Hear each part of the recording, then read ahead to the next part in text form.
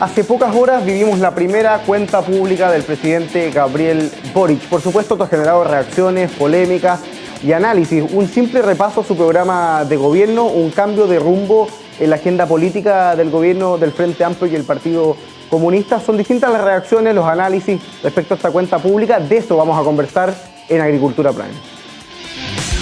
Agricultura Prime, el estelar de agricultura, con Tomás Bengolea.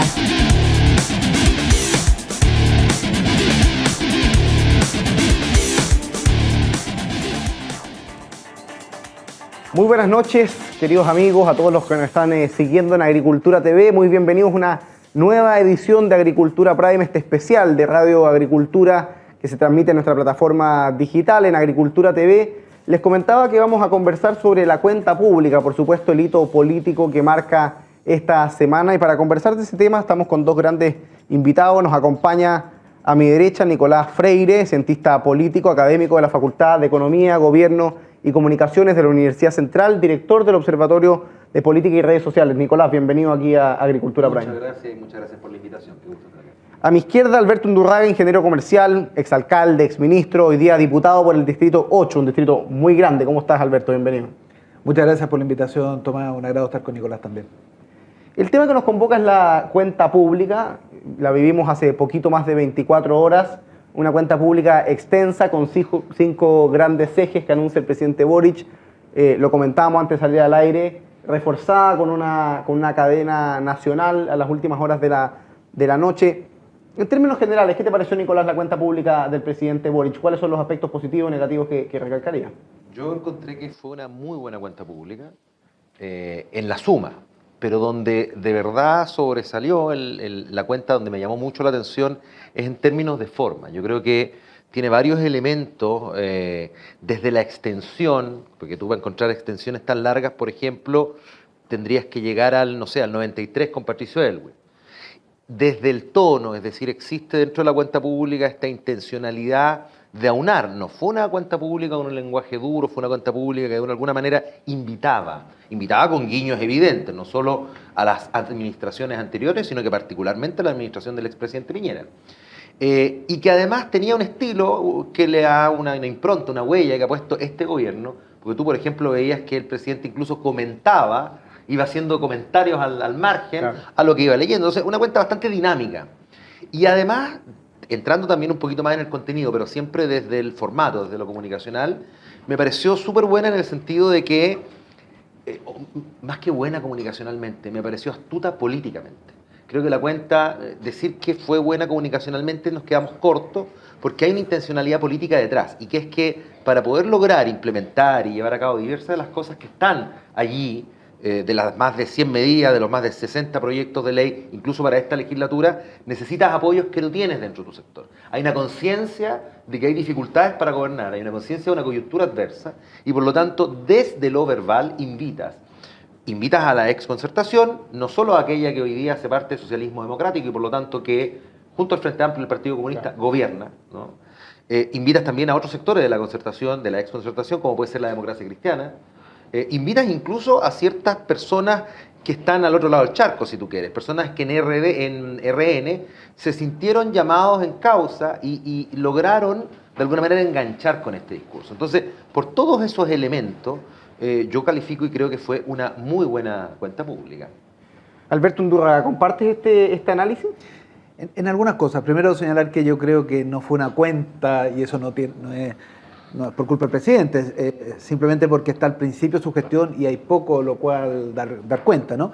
Entonces más bien fue una declaración de intenciones, de mostrar el futuro, y yo creo, y ahí comparto lo que dice Nicolás, que con muy buen tono, cuando el mismo presidente Boric, muy distinto al diputado Boric de atrás, ¿no? Cuando uno dice, mire, hay dos opciones, ambas son legítimas respecto al apruebo, cuando pide disculpas por algunas críticas al gobierno anterior, cuando invita en diversas materias que tienen que ser políticas de Estado, haciendo distintos guiños históricos, la verdad que yo creo que está en el tono y en ese sentido creo que fue bueno. Creo que fue bueno también la invitación que se hace para mirar hacia adelante. Sin embargo, no fue cuenta, ¿no? Para que lo tengamos claro. Y es natural porque está al principio del gobierno. Yo creo que en la parte de los déficits da cuenta un poco de lo que le ha costado al gobierno instalarse, porque claro, siempre hay un conjunto de anuncios, un conjunto de medidas, pero yo consideré que eran poco concretas, ¿no? Poco concretas buena parte de esta. Mira, déjame ponerte un ejemplo. En pensiones hay algo súper valorable que dice, mire, en pensiones en agosto vamos a presentar el proyecto. Muy bien, le pone fecha, se valora. Sin embargo, contrariamente a otros anuncios, no ahonda en cuáles son los ejes. Y eso, claro, porque le ha costado llegar a acuerdo al interior de nuestro gobierno. En pensión hay que lograr un acuerdo, a mi juicio, con un sistema mixto, con solidaridad, con financiamiento tripartito, los trabajadores y trabajadoras que existe hoy día, del Estado que existe hoy día, pero también de los empleadores. Ese financiamiento de los empleadores permitiría tener solidaridad para mejorar inmediatamente las pensiones. Hay que lograr un acuerdo, a mi juicio también, con libre elección respecto a dónde y con quién se invierte en la parte individual de las pensiones, y también un acuerdo respecto al cambio más estructural del sistema, ¿no? Entonces, yo creo que ese es un ejemplo, ¿no? Y en lo otro que creo que hay un déficit que nuevamente está bien planteado en lo general, porque en eso comparto lo que señala Nicolás, pero que da cuenta de la dificultad que tiene el gobierno internamente, es en materia de seguridad ciudadana. La seguridad no es solo la macrozona sur. Uno diría, entonces también la macrozona norte por las dificultades en Tarapacá, Colchán, Iquique, Huara, Alto Hospicio. No, también en las grandes ciudades. Y en las grandes ciudades hay problemas serios de seguridad que requieren una acción decidida, y yo creo que ahí falta todavía. Ahora, el gobierno está partiendo, está empezando, el interés es que estas cosas le puedan ir bien, de manera tal que se puedan ir resolviendo los problemas, pero en ese sentido creo que fue una buena narrativa, para plantearlo así, con un buen tono, invitando, haciéndole guiños también a su propio sector. Por supuesto, lo hacen todos los presidentes, eso es natural, lo hacen todos los presidentes, pero que refleja en lo poco desarrollada de algunas de las propuestas, y que en algunas áreas no hay propuestas, que al gobierno le ha costado instalarse. Y yo creo que eso es un dato. Nicolás, mencionaste algo que es interesante y que se ha comentado a propósito de la cuenta pública, que tiene que ver con los guiños que hace el presidente. No solo, ya llegaremos a los guiños que puede hacer el mundo de la exconcertación, en esta lógica de prever que tiene que lograr acuerdos precisamente para sacar adelante la tributaria, la previsional, en fin. El presidente Boric es el presidente que tiene mayor minoría en el Congreso desde el retorno a la democracia, su coalición, y por lo tanto... Mayor minoría, la minoría más pequeña, por ponerlo en... Entonces es muy complejo para el presidente Boric en ese sentido. Pero tú mencionaste algo que es bien interesante, incluso dio guiños al gobierno anterior, con el que había sido muy crítico. ¿Qué hay en ese tipo de guiños? ¿Madurez política, aprendizaje, quizás arrepentimiento del tipo de oposición que se fue hace un par de años? ¿Cómo lees ese Creo cambio? que hay un poco de todo. Hay madurez, hay arrepentimiento, pero hay una oportunidad prendida con astucia política relevante. Y antes de entrar directamente en eso, porque además se conecta, yo coincido con lo que señala Alberto, en el sentido de que es una cuenta, evidentemente no se daba cuenta de muchos, se estaban poniendo temas sobre la mesa, pero también un aprendizaje ahí donde, por ejemplo, no se llegan a definiciones finitas en aquellos que van a ser los grandes temas, porque se aprendió que, y el ejemplo es evidente, del primer programa de campaña al programa de la segunda vuelta, que hay cosas que tenemos que negociar para ponernos en las palabras del gobierno, y que por lo tanto es necesario primero evaluar y convencer, ¿no? Y ir a tantear las manos. Volviendo a eso, creo que justamente ese mismo aprendizaje que demuestra en esto de poner grandes temas, y los más grandes no hablarlos y no ponerlos de manera tan finita, tan en detalle, tiene que ver con el aprendizaje respecto de los guiños. Primero, y son problemas evidentes dentro de la coalición, con dos coaliciones de gobierno. Este es el primer gobierno, o sea, cuando hablamos de las dificultades de instalación, muchas veces nos quedamos cortos, porque, claro, la pandemia, la coyuntura, los temas de seguridad, un gobierno con minoría, y además con una minoría compuesta por dos coaliciones. Es decir, esto es insólito, es primera vez que ocurre en el escenario del sistema político chileno, por lo menos desde el retorno a la democracia. Entonces, en ese sentido, yo creo que el guiño que hace hacia atrás es bastante prudente, pero al mismo tiempo no deja de ser el gobierno que es. Me explico. Cuando empieza la cuenta pública, hay una asimilación del estoy aquí aludiendo al estallido social. Entonces el gobierno del presidente Boric se pone como un reflejo, un resultado del estallido. Y no solo porque fue la primera elección presidencial posterior al octubre del 2019, sino que porque la historia política del presidente Boric viene de los movimientos estudiantiles. Por lo tanto, hay un reconocimiento. Se ponen los dos pies en la tierra y se dice, bueno, nosotros venimos de aquí, o somos fruto de esto. Pero, y ahí inmediatamente yo decía, se reían ayer porque hacía el ejemplo de Fórmula 1, así como una curva en Monte Carlo, inmediatamente hay un quiebre y dice, pero no somos, no estamos aquí y no hay nada más antes, reconocemos que existe, entonces ahí hay un cambio del discurso. Se parte el discurso, si tú quieres, con la frase, no son 30 pesos, son 30 años, pero después se reconoce y se dice, sí, son 30 años igual porque han habido progreso. Y llamativo, porque hace alusiones evidentes y explícitas al expresidente Lago, a la expresidenta Bachelet, a los 30 años de gobierno de la Concertación en general, valorando además parte de su coalición, pues hoy día el Partido Socialista, para darle un nombre, es un partido con vocación de gobernabilidad, es decir, el que hoy día, creo yo, le ha permitido sortear varias dificultades desde el punto de vista del muñequeo político, si tú quieres, al interior. Pero va incluso más allá.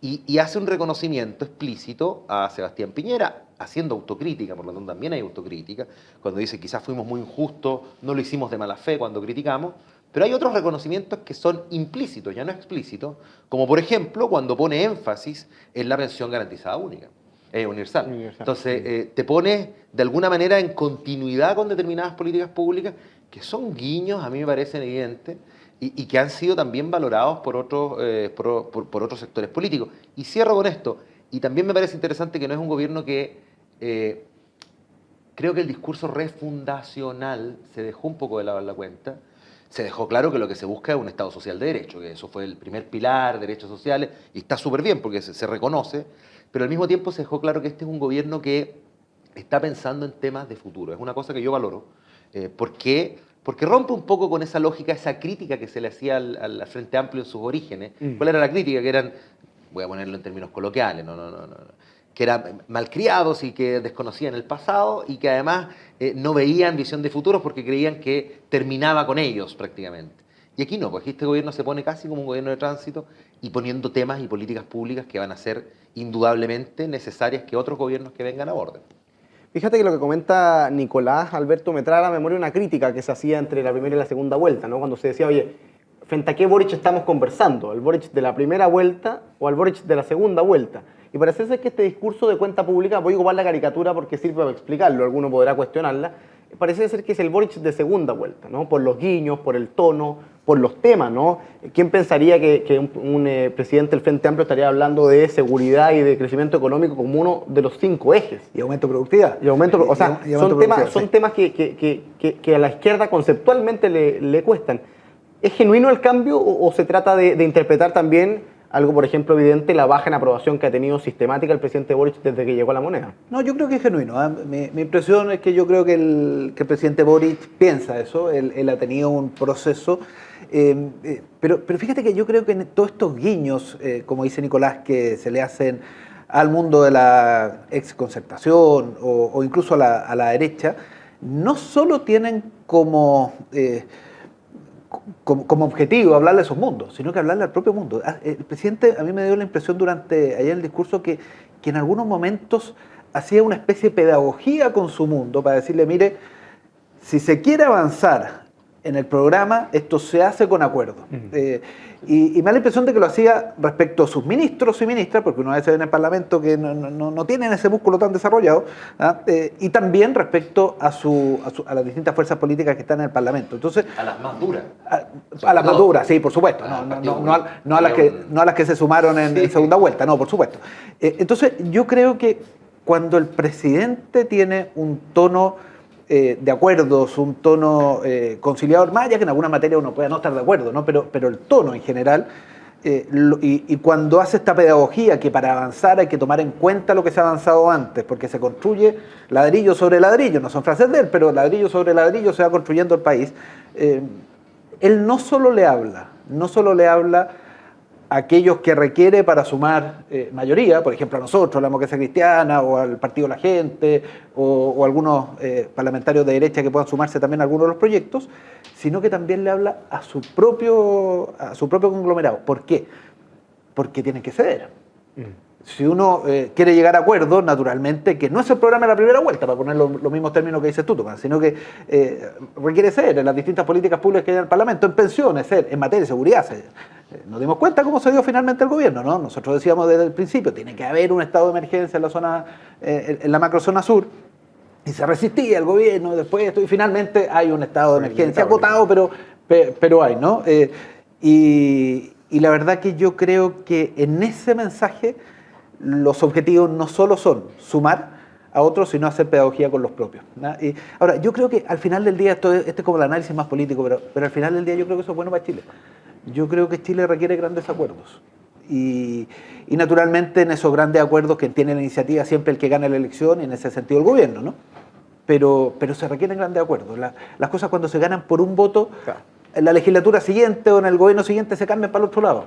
Cuando se construyen con grandes acuerdos, la verdad que se puede avanzar, se puede dar paso más permanente en el tiempo, y yo espero que eso lo recoja la coalición del gobierno y por supuesto sus ministros y ministras, que son los que finalmente son los interlocutores con nosotros en el Parlamento.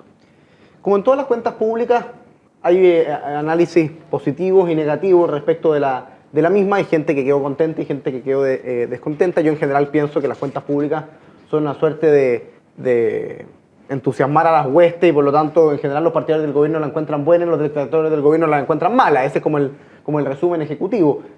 En propuestas concretas ya empezó a haber ruido. Se habló de la reforma previsional que comentaba Alberto, se habló de la reforma tributaria para la primera parte del segundo semestre.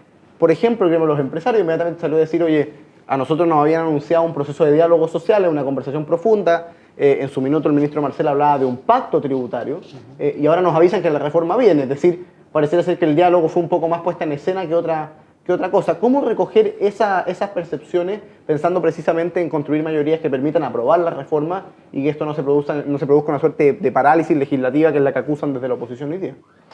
Yo creo que hay una cuña que en el mundo político, sobre todo en el mundo legislativo, se usa harto. A mí no me gusta, una palabra que suena feo, no es que el pilquineo, ¿no? Cuando va a buscar los votos. Y hoy día hay una especie de, creo yo, políticas de audiencia, si tú quieres. Es decir, de la cuenta pública lo que está ocurriendo es que muchos, claro, van a concentrar a criticar los ámbitos donde más se sienten llamados en causa. Entonces yo creo que el poner esta hoja de ruta, y sin entrar mucho en el detalle de cada uno, lo que mencionábamos recién, de cada una de las, da la oportunidad de que se levante esa efervescencia de críticas, de apoyo, más sectoriales, más de nicho, más específicas, que va a permitir construir el cómo. Y si tú te das cuenta también, y esto hay que decirlo, no lo hemos mencionado, y yo creo que es un elemento fundamental, la mayor parte de la acción de política de gobierno se posiciona después del 4 de septiembre. Es decir, está posicionada una vez que termina el proceso que actualmente se lleva a cabo, el proceso constituyente, con la votación por parte de la ciudadanía, en términos del apruebo o el rechazo, ¿no? Vamos a ponerlo de manera clara. Y eso también da cuenta de una conciencia de las dificultades que este gobierno tiene en llevar adelante determinados cambios, políticas, reformas, como tú quieras llamarlo, de acuerdo a cuánto quieras incidir o no, en la medida en que tienes este proceso que corre paralelo, que no están vinculados, pero evidentemente tampoco se desconoce que este gobierno es bastante proclive a una intención de apruebo de una nueva constitución. Entonces yo creo que ahí hay otro evento de madurez. Entonces muchas veces, cuando dice, bueno, es momento que gobiernen, yo tengo muchas dudas de si se pueden llevar a cabo, que cualquier gobierno hubiese podido llevar a cabo algún tipo de gobernabilidad de políticas públicas en condiciones en que tú tienes un proceso constituyente paralelo, ¿no? Y en ese sentido, quizás los elementos que yo rescato de la cuenta como tal, justamente no yendo al detalle, rescato formas de enfrentar problemas distintos. Por ejemplo, y menciono inicialmente solo dos porque quizás nos hemos afortunadamente acostumbrado. Cuando se habla de el eje más democracia y el eje medio ambiente, son dos ejes que generalmente no se conversan mucho, no llaman mucho la polémica, pero son dos ejes de temas de futuro que es tremendamente importante que estén en una cuenta pública. No sé si hay cuentas públicas, yo le comentaba a algunos colegas, voy a tomar el desafío académico de revisar las cuentas públicas en América Latina, a ver si en algunas se está hablando de hidrógeno verde. Me parece que es un tema innovador. En lo más político, por ejemplo, voy a entrar en un tema que yo sé que probablemente aquí vamos a conversar, el tema de seguridad. Yo creo que hay un cambio de paradigma interesante, desde, repito, desde el paraguas, desde cómo abordar el problema. Cuando tú pones énfasis en las armas, que de alguna manera es criticable porque se dice, bueno, pero esto es lo más pequeño, y resulta que no solo en la cuenta pública, sino que desde hace semanas el presidente y buena parte de su gabinete lo viene poniendo como un elemento central. Es decir, esa es la estrategia. No es que se esté mirando las armas o la tenencia de armas y no tener armas por completo como un elemento, digamos, accesorio. Y entiendo que existan ciertas dificultades, que todos tengamos ciertas dificultades a comprender cómo una política en términos de seguridad se basa en algo que antes veíamos como periférico. Es ya, ok, pero el problema no se resuelve así. Yo creo que es un cambio de paradigma en términos de cómo podrías resolver los problemas de seguridad. Y poner énfasis en las armas me parece tremendamente interesante a evaluar, ¿no?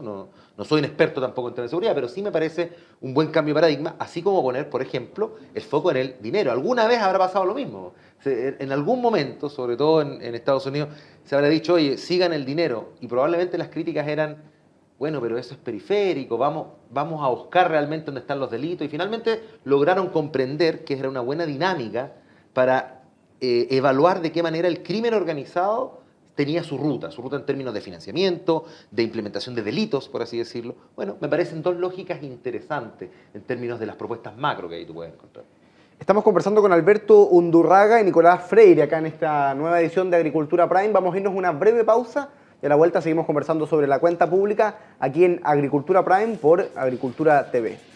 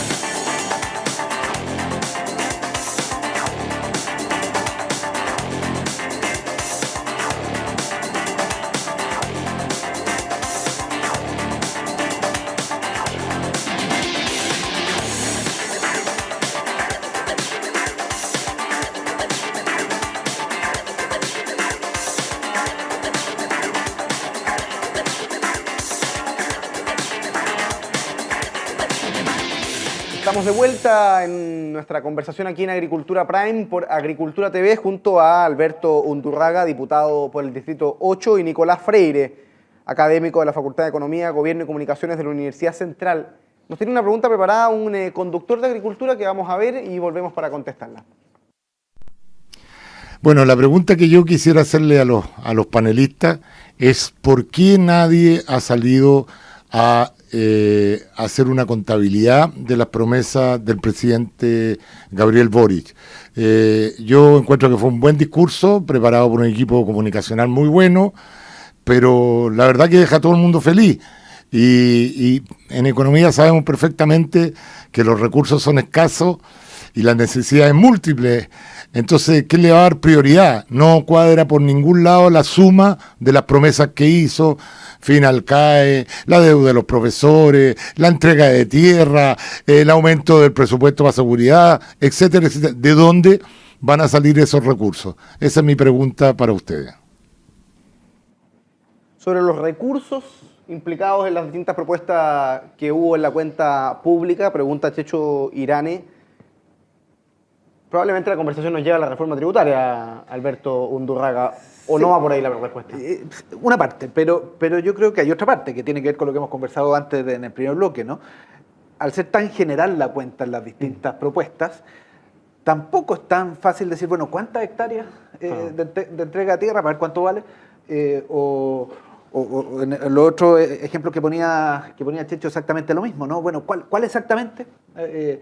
Sí lo dijo en pensiones, entonces en pensiones dice, mira, vamos a subir la pensión general universal a 250.000 pesos, pero no dicen qué plazo, que también, donde había número no había plazo, y donde había plazo no había número, entonces eso hace muy difícil hacer la contabilidad. Dicho eso, Dicho eso, y por eso yo creo, no se trata de ineptitud de los parlamentarios, los analistas, los centros de estudios, sino que simplemente, más bien, como decíamos al principio, ha sido una declaración de intenciones sobre las distintas materias. Faltan antecedentes, al menos. Exactamente. Dicho eso, yo creo que hay dos focos grandes. Uno, por supuesto, la reforma tributaria. La reforma tributaria es la respuesta general a lo que nos señala Chechurane. ¿De dónde vienen los recursos? De una reforma tributaria, naturalmente. Pero no ha sido especificado cómo va a ser esa reforma, cuánto va a recaudar del PIB, cuánto en régimen, cuánto el primer año, cuánto el segundo año, en fin. Pero hay otra reforma enorme, grande, que es la reforma de pensiones. Y eso también tiene que ver con financiamiento. Y bueno, yo estoy involucrado como presidente de la Comisión de Trabajo de la Cámara. Yo creo que tenemos que llegar a un acuerdo en la reforma de pensiones. Ya hay dos gobiernos que han fracasado en ello porque no han tenido los votos. Gobierno Michelle Bachelet II, yo fui ministro de ese gobierno en obras públicas, pero no tuvimos los votos en el Parlamento. Después el gobierno de Sebastián Piñera tampoco tuvo los votos en el Parlamento. Y nosotros tenemos que llegar a un acuerdo para mejorar las pensiones ahora. Yendo entonces a lo de financiamiento. Uno dice, bueno, se requiere solidaridad. ¿Cómo financiamos la solidaridad? Por supuesto. Yo creo que la solidaridad hay que financiarla, y el segundo principio, con financiamiento tripartito. ¿Qué quiere decir esto? ¿Qué quiere decir esto? Con un financiamiento de los trabajadores y trabajadoras, que existe hoy día, con un financiamiento del Estado que existe, se ha propuesto aumentarlo a 250.000 pesos, me parece bien, pero hay un tercer pilar en el financiamiento, que es el financiamiento de los empleadores. Y si uno junta los empleadores con la solidaridad, uno puede decir, mire, todo lo que es para de financiamiento de los trabajadores, que siga en un fondo individual. Sin embargo, todo lo que venga a los empleadores, que vaya a un fondo colectivo. Y eso permite mejorar las pensiones ahora. Entonces, claro, esto va además de la mano de un cambio más estructural, terminar con el actual sistema de AFP, manteniendo el ahorro, manteniendo la libertad de elección. No tenemos tiempo para explicarlo en detalle acá, pero un poco la propuesta nuestra. Y ahí hay financiamiento. Eso va a ser disputado en el Congreso, porque algunos sectores, particularmente más a la derecha, no quieren que haya financiamiento tripartito, sino que la solidaridad sea solo con cargo de impuestos. Sin embargo, son los mismos sectores que más les cuesta la reforma tributaria. Entonces, al final, nos topamos en un problema ahí. Yo creo que tenemos que separar lo que es la reforma de pensiones en el financiamiento del resto de los costos, porque la reforma de pensiones puede tener un financiamiento adicional con cargo a los empleadores, una cotización adicional, y por supuesto con la gradualidad, particularmente en las pymes, de manera de no afectar el mercado del trabajo. Eso es perfectamente posible de hacer, y yo espero que podamos construir un acuerdo amplio en el Congreso, de manera tal de tener una reforma de pensiones que mejore las pensiones ahora, no en 20, 30 años más o 15 años más, sino que ahora. ¿Cómo se hace? Con solidaridad y con financiamiento adicional de parte de los empleadores. ¿Qué te parece la pregunta, Nicolás, el tema del financiamiento? Son buenos los puntos que hace Alberto, ¿no? Reforma previsional por una parte, tributaria por la otra. Comentaba que había ya críticas del gremio de los empresarios a propósito de la reforma tributaria. Yo tengo un matiz con Alberto. No me parece que a la centro-derecha le haya costado mucho la reforma tributaria en el último tiempo. Cada vez que han podido han subido los impuestos con la izquierda sin mayor problema, digamos. Y lo hizo Piñera como solución 2 veces en su gobierno, y la verdad es que en eso es una cuestión más bien... Estarán acostumbrados, dices tú. No, yo creo que lo creen, digamos, ¿no? Y por lo tanto, la verdad es que el eje de la reforma es ver el detalle. Algo lo comentaba el presidente Boric en su cuenta pública, ¿no? Dijo, aquí vamos a grabar altos patrimonios, a este impuesto a los súper ricos que se lleva discutiendo tanto tiempo, pero efectivamente falta el detalle para analizar financieramente, si se quiere, Yo estoy muy de acuerdo con lo que señala Alberto, en el sentido, primero, voy a tomar los elementos como para poder agregar algo más, porque finalmente dijo casi todo lo que había que decir, pero lo primero es que efectivamente... se muestra y no se muestra el detalle en algunos casos, y donde está el detalle no hay plazo, entonces eso permite que el gobierno tenga flexibilidad. Y también hay que decirlo, no se trata de mentir o de presentar la información de manera sesgada, no, es que justamente hay conciencia de que, bueno, para los detalles veamos cómo lo vamos a hacer con los sectores que nos apoyen. Entonces ese es el primer punto. Lo segundo es que también en la misma cuenta, y lo que da cuenta también Alberto acá, es que existe una ventaja en términos sobre todo de que creo que valga la redundancia, existe también en el Congreso una mayor propensión a discutir una reforma en materia de pensiones que está más bien encaminada a la negociación o las posturas, ¿no? Hoy día está más o menos claro, hay 2 elementos más o menos claros y que también da cuenta el presidente Boric en algunos de los mensajes. Por ejemplo, el tema de que no se toquen los ahorros previsionales individuales, ¿no? Y eso es transversalmente aceptado. No por algunos sectores, lo tengo muy claro, pero en general, por aquellos que podrían lograr una mayoría. Y también está más o menos aceptado el hecho de que el sistema requiere modificaciones, se requiere mejorar la pensión de los chilenos, de las chilenas. Entonces creo que eso puede ir por un camino paralelo y eso facilitaría también la discusión respecto de la reforma tributaria que se posiciona, y aquí volvemos sobre un punto que conversábamos hace algunos minutos, posterior al término, al 4 de septiembre, y que entiendo yo la pregunta que hace Checho, es una pregunta buena desde lo tradicional, es decir, ¿dónde está la plata? ¿Qué vamos a hacer la plata? Bueno, pero es una pregunta que probablemente habrá que responder en noviembre, que es cuando se discute el presupuesto, primera vez que este gobierno va a tener la posibilidad de discutir un presupuesto para hacer lo que pretende hacer, porque recordemos que los presupuestos se aprueban el año anterior. Entonces hoy día, evidentemente, no habría tenido mucha lógica defender en números cada una de las propuestas porque, uno, no trabajas con presupuesto propio, no fue discutido, y segundo, lo vas a poder hacer a partir del próximo año en virtud de una negociación que se tiene en noviembre, que es política. Entonces, y aquí volvemos a la primera parte de la conversación. Por eso es que me parecía muy buena la cuenta, porque abre las puertas de lo político. Puede ser muy criticable que la propuesta no tenía cuerpo, a esta le faltaba carne, esta parecía que no tenía mucho contenido. Ok, pero abre las puertas en lo político que para hacer, en condiciones de que es la primera cuenta pública, es esencial para poder planificar lo que se viene en adelante. Hay hartos temas que tocar en la cuenta pública. Quiero volver a algo que planteaba Nicolás antes de la pregunta que nos hacía el Checho, y que tiene que ver con el tema de la seguridad, la violencia en la macrozona sur. Se criticó, por ejemplo, que no se hablaba de terrorismo, que es algo que da vuelta harto en el debate y que es una crítica que la derecha suele hacer, ¿no? La importancia de utilizar el concepto y, por lo tanto, dimensionar así la magnitud del problema. Tampoco se habló de delincuencia propiamente tal en toda la cuenta pública. Sin embargo, se incluye el tema de la violencia como un eje del discurso. Básicamente anuncios que implicaban más inversión en carabineros, no había nada con mucho más cuerpo, con mucho más contenido. El gobierno en una situación extraña porque tuvo que prorrogar el estado de excepción constitucional después de harto tiempo, como decía Alberto, resistiéndose a implementarlo. Un estado de excepción constitucional que es acotado, que además viene con la antesala del asesinato a Juan II Catril hace pocos días en la Araucanía, y por lo tanto quedó a todas luces insuficiente ese estado de excepción constitucional. A mí me parece que es insuficiente siempre, dicho sea de paso, ¿no? Muy probablemente, y que tiene razones mucho más de fondo, pero me pareciera ser que cualquier cosa que hubiese dicho el gobierno en la cuenta pública era insuficiente al tema del terrorismo en la macrozona sur. ¿Para dónde va el gobierno en un tema que le ha impedido llevar adelante su agenda política? O sea, el tema estos 2 meses y medio ha sido la Araucanía, ha sido la violencia en los colegios, ha sido la delincuencia, tú lo decías muy bien, en los grandes núcleos urbanos, en distintas partes del país. El gobierno ha planteado en algunos momentos la necesidad de llegar a un acuerdo nacional en materia de seguridad, ¿no? Y yo creo que eso es positivo, pero tiene un problema en el origen el gobierno, que en su interior no tiene acuerdo. En su interior, la coalición Partido Comunista Frente Amplio versus la coalición Socialismo Democrático, PS, PPD o Radical y Liberales, la verdad que tienen miradas distintas respecto a la seguridad. Entonces, yo creo que en este tema en particular le falta una maduración interna al gobierno de cuál va a ser la postura final que van a tener. Hasta ahora dirimió el presidente, y el presidente dirimió por estado de emergencia, que es lo que pedíamos varios no estando en el gobierno. Eso respecto a la macrozona sur, pero en general la izquierda, no solo en Chile, sino que en otros lugares del mundo también, tiene una suerte de complejo para enfrentar los problemas de seguridad y los problemas de delincuencia. Y yo creo que a las cosas hay que llamarlas por su nombre. Cuando hay delincuencia hay que llamarla de delincuencia, donde hay terrorismo hay que decir que es terrorismo, y donde hay problemas sociales más complejos también hay que decir que hay problemas sociales más complejos.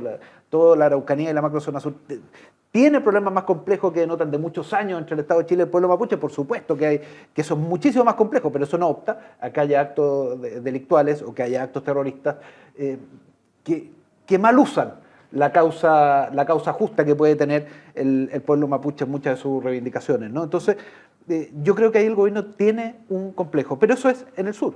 ¿Qué pasa en la zona central? Yo soy diputado del Distrito 8, Maipú, Estación Central, Cerrillo, Quilicura, Colina, Pudahuel, Lampa y Tiltil, tengo que nombrarlas todas, las 8 comunas, el distrito más grande. Y tenemos problemas serios de seguridad, y también en La Florida, y también en Puente Alto, y también en Concepción, y también en Antofagasta, y también en Valparaíso y en Viña. Hay problemas serios de seguridad en los barrios. Y eso requiere una aproximación distinta sin complejos para enfrentar. A mí me parece bien lo que se planteó de seguir el dinero, en todo caso, algo que decía Nicolás al principio, en el primer bloque, ¿no? El narcotráfico hay que enfrentarlo en todos los frentes. En el territorio, por supuesto, pero no solo perseguir la droga, también perseguir el dinero. Y para ello aprobamos en el Parlamento una norma que le va a permitir al Servicio de Impuestos Internos acceder a las cuentas corrientes bajo determinados requisitos, ¿no? ¿Y por qué? Porque si hay movimientos extraños en cuentas corrientes, no solo es un problema de elusión tributario, los servicios de impuestos internos, sino que probablemente también hay otras cosas y muchas de ellas pueden tener que ver con narcotráfico. Entonces, yo creo que en seguridad particularmente, el gobierno, más allá de la cuenta pública, el gobierno está al debe y decirle al presidente y a sus ministros que cuente con el Parlamento para un acuerdo en materia de seguridad, pero un acuerdo que permita decirle las cosas por su nombre y que permita tener políticas de mediano y largo plazo, pero también atender a las urgentes para darle más seguridad a los chilenos y chilenos en la macrozona sur, en la macrozona norte, pero también en cada una de las ciudades y comunas de Chile. El tema de la seguridad va a seguir siendo probablemente un eje central de la discusión política en los próximos meses. No sabemos, por ejemplo, cómo el tema del plebiscito podría reactivar ciertos focos de violencia política que se han dado, por ejemplo, frente al plebiscito de entrada. El gobierno, el presidente incluye en su cuenta pública como uno de los ejes este tema. Lo comentaba Alberto, se hizo un llamado en su minuto a un acuerdo nacional por la seguridad que digamos quedó en el congelador porque no está presente en la discusión del día a día, fue superado por otros temas, y parece ser que el gobierno está chocando contra su propia sombra, ¿no? Y tú lo hemos conversado acá, madurez o un genuino cambio, qué es lo que hay, pero lo cierto es que, claro, un gobierno que llegó al poder promoviendo el indulto, por ejemplo, a los presos políticos de la revuelta, un gobierno que decide retirar las querellas por ley de seguridad interior del Estado, una coalición política que lleva justificando muchas veces la violencia en base a una suerte de violencia estructural de la sociedad chilena o desigualdades que dan pie a una reacción de esa naturaleza violenta. Uno se pregunta, bueno, ¿hasta dónde ese cambio de postura aguanta, ¿no? Hacia dónde las condiciones que generan ese tipo de declaraciones políticas que tienen consecuencias, aguanta que el gobierno hoy día dé un cambio de postura y efectivamente aplique la ley o bien controle el tema de la violencia. ¿Es un zapato chino en el que está el gobierno? Es un zapato apretado. Justamente el zapato que más le aprieta al gobierno. Pero mira, yo partiendo sobre que hay que distinguir de dos cosas. Uno es la visión que tiene el gobierno y la evolución que ha tenido el gobierno frente a temas de seguridad y por otro lado la coyuntura. O sea, es evidente que a la visión que tiene el gobierno se le ha complicado el panorama porque además ha venido una coyuntura adversa que viene desde hace algunos años. El aumento de los delitos de mayor connotación yo creo que es evidente y no es solo un elemento de este gobierno. No creo que se pueda adjudicar a este gobierno el que aumenten los delitos de mayor connotación. Eso es lo primero. Lo segundo es que también es evidente que el gobierno, el talón de Aquiles del gobierno, por coyuntura adversa, por errores comunicacionales sobre todo y de estratégico y táctico en el Ministerio del Interior, hay que decirlo, y por también quizás una carencia de estrategia correcta que permita abordar esa coyuntura que es adversa. Es decir, a lo mejor el gobierno tiene una estrategia, pero hoy día, frente a la coyuntura, le ha sido muy difícil poder implementarla. Al menos dijo que la tenía. En un comienzo, cuando no decretaron el estado de excepción constitucional, por ejemplo, decían, mira, dejemos que la estrategia que estamos proponiendo funcione y claro, después la vemos. del diálogo, sí. Fracasó rápidamente. Evidentemente, frente a la coyuntura que se empezó a verificar, la estrategia quedó chica, si tú quieres. Entonces, hay que reconocer eso. Ahora, en virtud de cómo se abordó el tema ayer, yo lo hago en jerga futbolera, si en tu equipo el lateral izquierdo no le pega mucho con los pies, evitas de pasarle la pelota y tratas de que el juego se vaya por la derecha. Entonces, en términos de cómo se tomó este tema y se abordó de la cuenta pública, yo creo que se abordó de buena manera sabiendo, hay cierta conciencia en la cuenta pública que es un tema de complejo. Y complejo no solo en la complejidad que tiene el tema, sino que complejo para el gobierno. Claro, hay un reconocimiento ahí. Y cierro solamente con este tema, pero aún así creo que de todas maneras existen elementos de visión que pueden permitir, que nos van a permitir ver cómo este gobierno pretende afrontar.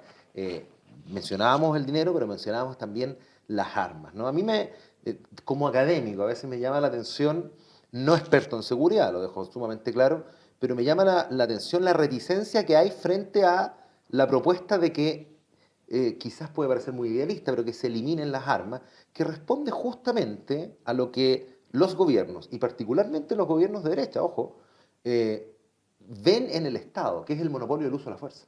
Entonces a mí me parece que es tremendamente correcto plantear un paradigma distinto, que va a ser difícil, pero bueno, uno espera que prospere en el tiempo, y que tiene que ver con pongamos el foco justamente en aquellos elementos que antes nos parecían periféricos, las armas, pero que hoy día los estamos trayendo como elementos centrales. Veamos cómo le va. Yo creo que es un buen punto para observar. Lamentablemente se nos empieza a acabar el tiempo aquí en Agricultura Prime. Como les comentábamos antes de comenzar, siempre cerramos estas conversaciones con un minuto Prime, con un minuto para que cada uno de nuestros panelistas transmita alguna idea o alguna conclusión o algún mensaje de cara a lo que viene. Alberto, tu minuto Prime. Mi minuto Prime, muy bien. Mira, yo creo que Chile requiere acuerdos para avanzar y en ese sentido valorar el tono del discurso del presidente. Pero ese tono tiene que materializarse después en el Parlamento, en los distintos proyectos de ley. Yo presido la Comisión de Trabajo y Previsión Social de la Cámara y tenemos el desafío de lograr un acuerdo en materia de pensiones para mejorar las pensiones ahora. Ahora, ese es el desafío que tenemos. Esto requiere que todos cedamos. Nosotros hemos hecho una propuesta de principios. Para mejorar las pensiones ahora se requiere un sistema solidario, porque hay un excesivo sistema que cada uno se rasca con sus propias uñas, solidaridad con las mujeres, solidaridad con los que tienen más edad, un sistema con financiamiento tripartito, donde también colaboren con financiamiento los empleadores, además de los trabajadores y trabajadoras y el Estado, y un sistema con libertad de elección respecto a los fondos individuales.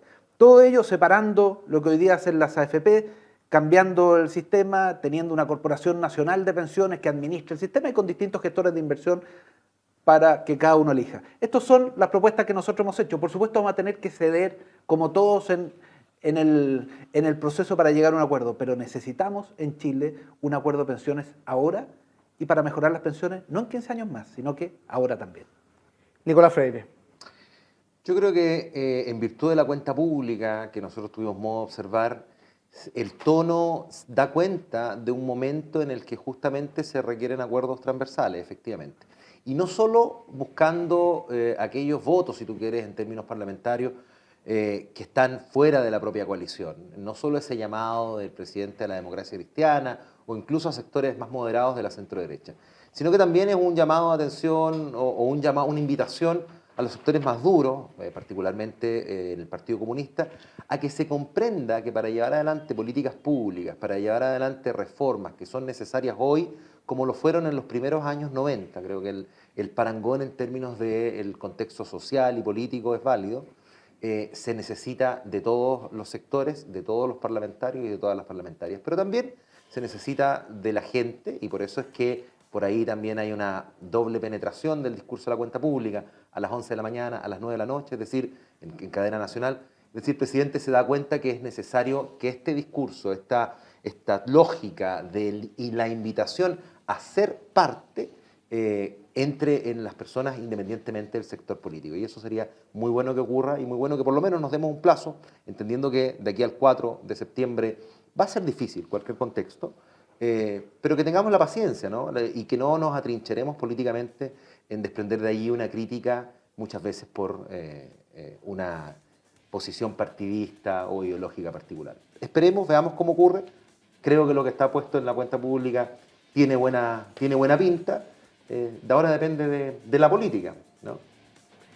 Alberto Undurraga, diputado por el Distrito 8, Nicolás Freire, académico de la Facultad de Economía, Gobierno y Comunicaciones de la Universidad Central.